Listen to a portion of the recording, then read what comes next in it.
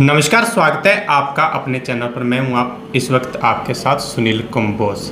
आज मौजूद हैं मौके पर संजीवनी हॉस्पिटल में। हमारे साथ मौजूद हैं डॉक्टर भावना। तो आज इनसे बातचीत करेंगे।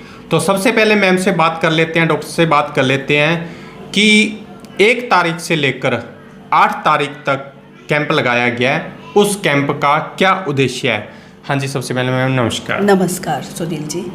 ये हमने कैंप लगाया है जिन भी मरीजों के पास आयुष्मान के कार्ड हैं उन लोगों के लिए हमने ये कैंप लगाया है। ये कैंप हमने 1 सितंबर से लेके 8 सितंबर तक अप्लाई किया है और इसमें जितने भी आयुष्मान धारक लोग हैं वो हमें इस कैंप के अंदर फ्री दिखा सकते हैं।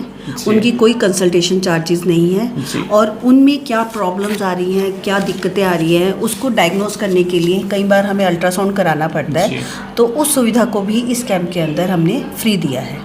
मतलब जो पेशेंट आता है ओपीडी और अल्ट्रासाउंड वगैरह, अगर और भी कुछ ज़रूरत पड़ती है वो आप फ्री कर रहे हो? हाँ जी, इस समय हम इनको फ्री कर रहे हैं 8 तारीख तक। हमने कई बार ये देखा कि कई आयुष्मान धारक इतने पुअर होते हैं कि वो हमारी कंसल्टेशन फीस और बेसिक अल्ट्रासाउंड भी नहीं करा पाते।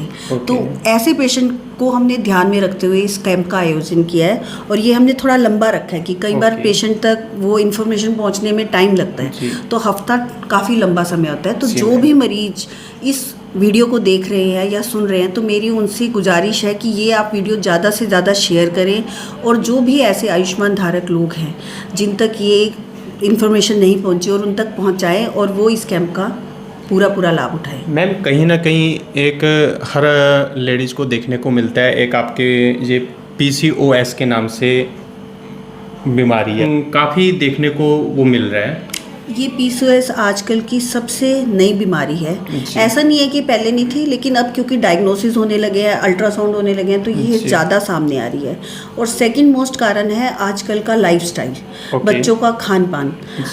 जब हम छोटे थे तो हम फिजिकल एक्टिविटी करते थे, मोबाइल नहीं थे, टीवी इतने नहीं थे, तो हम बाहर अपना समय व्यतीत करते थे। लेकिन आजकल के बच्चे मैक्सिमम टाइम मोबाइल पे स्पेंड करते हैं, फिजिकल एक्टिविटी ना के बराबर है, सब इंडोर है।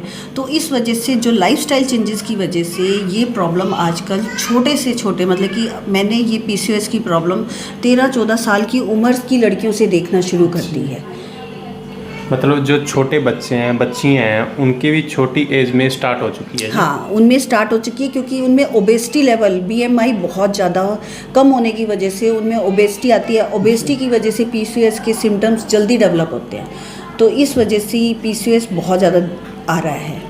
कहीं ना कहीं देखने को मिलता है कि छोटे बच्चे हैं, बच्चियाँ हैं कि घर पे शेयर नहीं कर पाते बात, तो उनके लिए क्या यहाँ स्पेशल आपके पास आए डॉक्टर के पास उनके? बिल्कुल जी, हमारे हॉस्पिटल में सबसे बड़ा लाभ क्या है कि हमारे पास डाइटिशियन है, फिजियोथेरेपिस्ट है, अल्ट्रासोनोलॉजिस्ट है। मैं खुद यहाँ पे as a lady doctor gynaecologist और ऑब्स्टेट्रिशियन हूँ।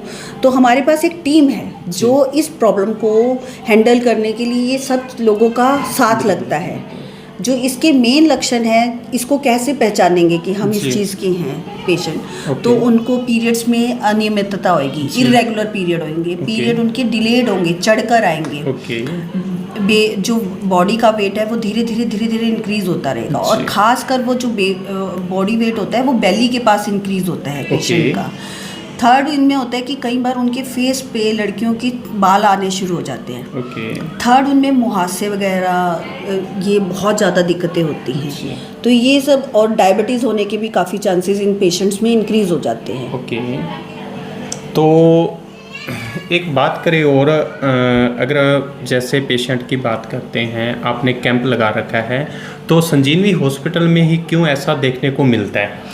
देखो, हमारा जब हमने ये हॉस्पिटल शुरू किया था, डॉक्टर साहब का और मेरा मन ये था कि हमने देखा कि कई पेशेंट सिरसा छोड़कर हिसार जाते हैं। तो हमें इस चीज़ को देख के बहुत दुख होता था कि ऐसा नहीं है कि सिरसा में अच्छे डॉक्टर नहीं हैं। बिल्कुल। तो हमने इसी उद्देश्य से संजीवनी को निर्माण किया था। इस समय हमारे हॉस्पिटल में बॉडी की जितनी भी बीमारियां होते हैं उस सब के डॉक्टर हैं, चाहे सर्जन हो, चाहे फिजिशियन हो, चाहे ऑर्थो के डॉक्टर हो, चाहे दांत के डॉक्टर हों, चाहे अल्ट्रासाउंड वाले हों, चाहे आंखों के डॉक्टर हों, फिजिशियन हो।